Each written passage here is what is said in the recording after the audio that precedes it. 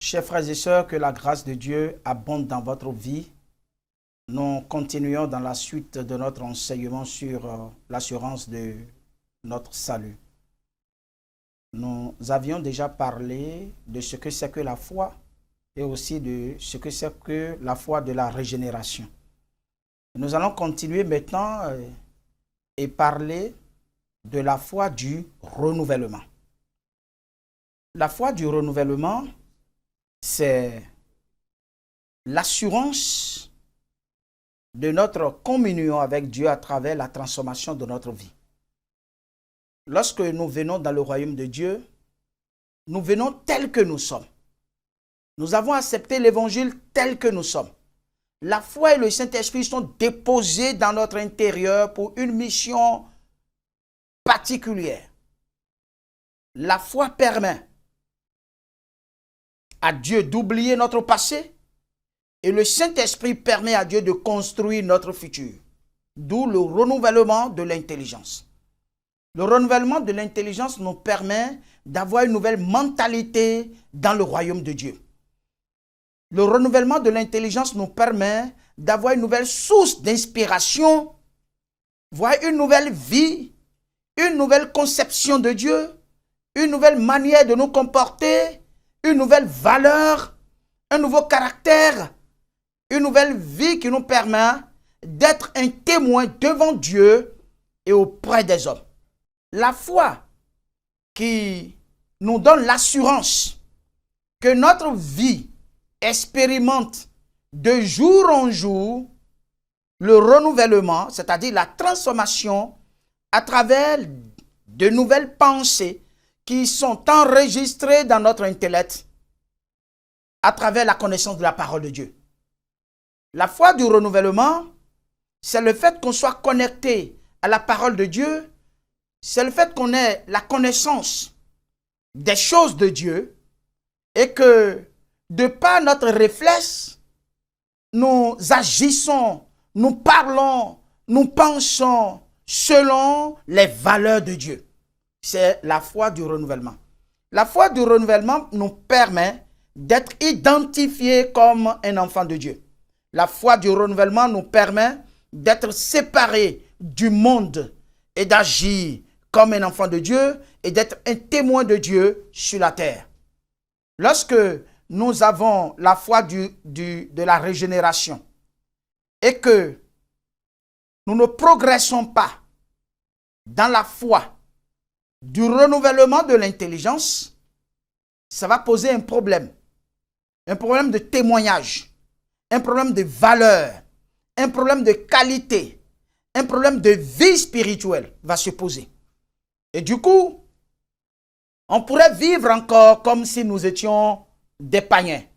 On pourrait vivre encore en manifestant le fruit de la chair dans beaucoup de choses qui ne seraient pas d'un honneur ni pour nous, ni pour le royaume de Dieu, ni pour le Dieu qui nous a sauvés.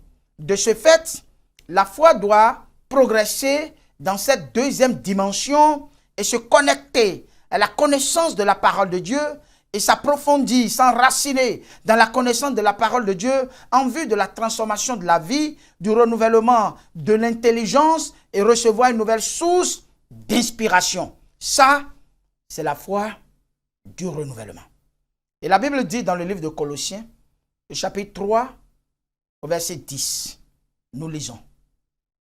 Dans Colossiens 3, verset 10, il est écrit: « Et ayant revêtu l'homme nouveau, qui se renouvelle dans la connaissance selon l'image de celui qui l'a créé. » Lorsque nous sommes revêtus de l'homme nouveau, lorsque le Saint-Esprit et la foi sont déposés dans notre vie, nous progressons maintenant dans le renouvellement de notre intelligence, c'est-à-dire de notre source d'inspiration, à travers la connaissance de celui-là qui nous a engendrés à nouveau.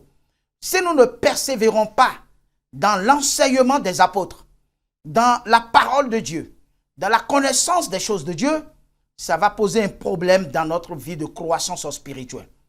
Et il a dit dans 2 Corinthiens, je parle de l'apôtre Paul, dans le chapitre 4, au verset 16, il est dit, « C'est pourquoi nous ne perdons pas courage, et lors même que notre homme extérieur s'est détruit, notre homme intérieur se renouvelle de jour en jour. » Lorsqu'il parle de notre homme intérieur, il parle de notre personnalité intérieure. Notre personnalité, c'est-à-dire le mécanisme de notre existence qui fonctionne de manière à nous inspirer des pensées, qui fonctionne de manière à nous faire dire des choses et qui fonctionne de manière à nous faire poser des actes.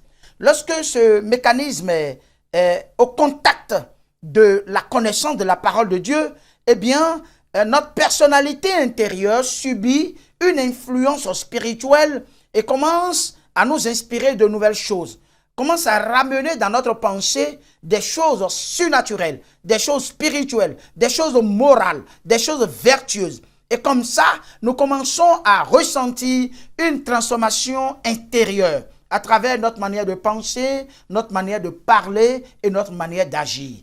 Et ça, on appelle ça la foi authentique du renouvellement de l'intelligence.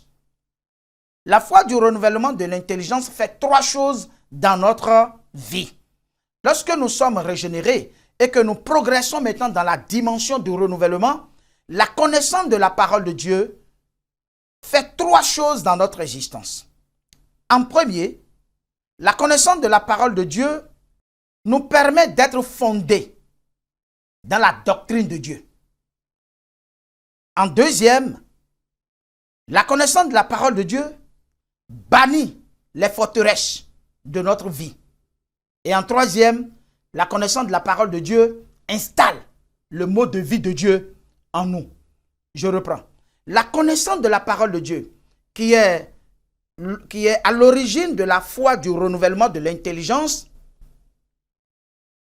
nous permet d'être en premier fondés sur la doctrine de Dieu. En deuxième, la connaissance bannit les forteresses de notre vie. Et en troisième, la connaissance installe le mode de vie de Dieu en nous. Parlons de la première chose que la connaissance de la parole de Dieu fait en nous. Elle nous permet d'être fondés sur la doctrine de Dieu. Jésus a dit dans Jean 7, verset 17, que si quelqu'un veut faire la volonté de Dieu, il saura que ma doctrine n'est pas de moi, mais de Dieu. Il y a quelque chose que Jésus enseignait, qu'on appelle la doctrine de Dieu, qu'il a amené dans le monde et qu'il enseignait et qu'il a enseigné à ses disciples. Et il a dit à ses disciples, allez enseigner au monde entier ce que moi je vous ai enseigné. Et dans le chapitre 8, le verset 31, c'est-à-dire Jean, nous lisons.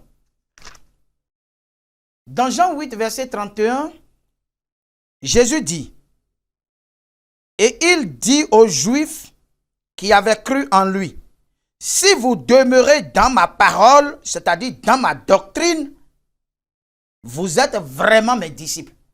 Si vous demeurez vraiment dans ma parole, vous êtes vraiment mes disciples. Nous allons aussi lire le livre de Matthieu, le verset 19. Nous lisons du verset 19 au verset 20. Allez, faites de toutes les nations des disciples, les baptisant au nom du Père, du Fils et du Saint-Esprit, et enseignez-leur à observer tout ce que je vous ai prescrit. Et voici, je suis avec vous tous les jours jusqu'à la fin du monde. Il dit, enseignez-les à observer tout ce que je vous ai prescrit. Jésus a enseigné la doctrine de Dieu. Alors, la doctrine de Dieu, c'est la vérité. La doctrine du diable, c'est la tricherie. La doctrine des hommes, c'est la tradition. Ce qui va poser problème, c'est que Jésus va amener la doctrine de Dieu qui est la vérité. Et cette doctrine, c'est l'enseignement de notre vie qui sert de base à notre relation avec Dieu. La vérité. La vérité, c'est le fait que nous reconnaissons Dieu comme souverain et nous lui donnons l'honneur et la gloire qu'il mérite sans passer par l'intermédiaire de quoi que ce soit. Ça, c'est la vérité. La vérité consiste à reconnaître Dieu comme le seul souverain et le seul médiateur entre Dieu et les hommes, c'est Jésus. Il n'y a plus d'intermédiaire. Toute autre pratique, toute autre chose que nous pouvons associer à notre adoration de Dieu devient donc une mauvaise pratique qui peut être considérée comme l'erreur. Ce n'est pas la vérité. Alors donc, Jésus est venu rétablir la vérité dans le monde, c'est-à-dire la restauration de notre relation avec Dieu sans passer par l'intermédiaire de quoi que ce soit. Et ça, c'est la première chose que la connaissance de la parole de Dieu nous permet d'avoir. Elle nous permet de fonder notre vie sur la doctrine de Dieu. Et la doctrine de Dieu, c'est déjà la doctrine de la nouvelle alliance. La doctrine de la nouvelle alliance, c'est la doctrine qui nous permet de passer de la loi à la grâce. La doctrine qui nous permet de passer de la religiosité à la vie spirituelle, c'est-à-dire de la vie religieuse, des pratiques religieuses, à une communion et une relation personnelle avec Dieu. Ça, c'est la première chose dans la doctrine de Dieu.